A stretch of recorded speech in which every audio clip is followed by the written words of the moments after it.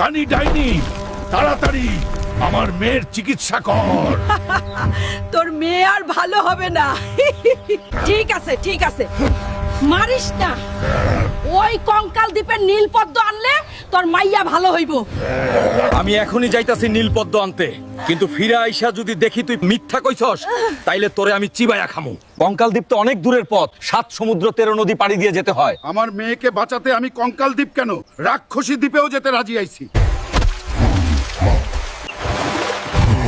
কঙ্কাল দ্বীপ, আমি আসতাছি, তুই নীলপদ্ম রেডি রাখ।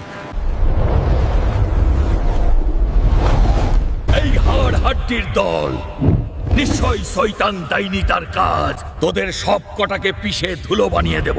তোরা তো পাপড় ভাজার মতো মড়মড় করে ভাঙ্গা যাইতাছস, তোদের বস কই? আমার রাস্তা ছাড়।